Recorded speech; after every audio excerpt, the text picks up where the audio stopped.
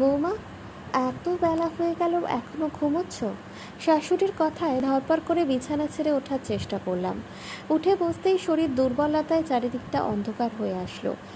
খাটের পায়া চেপে ধরে বসে রইলাম। মায়ের আবারও কর্কশ্বর ভেসে এলো, বৌমা এত বেলা পর্যন্ত শুয়ে থাকলে হবে?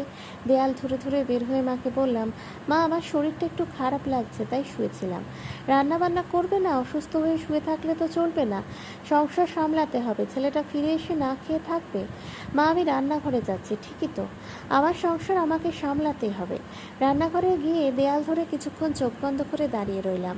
মায়ের স্বর ভেসে এলো, বৌমা চা চুলে দাও তো, মাথাটা ধরেছে। চায়ের পাতিলটা চুলো দিয়েই গা গুলিয়ে মাথাটা চক্কর দিয়ে উঠল। তবুও নিজেকে সামলিয়ে আগুনের সামনে দাঁড়িয়ে রান্না করলাম। বিকেলে ভীষণ অসুস্থ হয়ে পড়লাম, গা পুড়ে যাচ্ছে জ্বরে। স্বামী ফিরে এসে বলল, অসময়ে শুয়ে আছো কেন? কাপা স্বরে বললাম, জ্বর এসেছে বোধহয়, কপালে হাত দিয়ে দেখবে একটু। স্বামী শর্ট খুলতে খুলতে বলল, কপালে হাত দিয়ে দেখার কি আছে, জ্বর হলে তো বোঝাই যায়। মন ভার করে আর কিছু বললাম না। তবে রাত হতে আরও অসুস্থ হয়ে পড়লাম। সন্ধ্যায় ট্যাবলেট খেয়েও কোনো কাজ হলো না। শাশুড়িমা ঘরে এলে স্বামী বলল, ওর তো খুব জ্বর।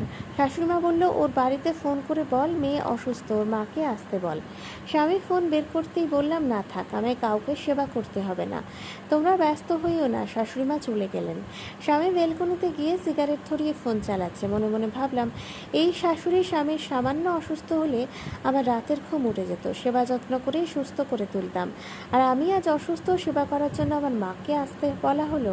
সুস্থ হয়ে স্বামীকে ডিভোর্স পেপার পাঠালাম, সাথে একটা চিরকুট। অসুস্থতায় যদি নিজের মায়ের প্রয়োজন হয় তাহলে সুস্থ অবস্থায় পরের মা ছেলেকে কেন পালবো? অকৃতজ্ঞের দল। কলমে জয়ন্ত কুমার জয়, কণ্ঠে দেবশ্রী রায়।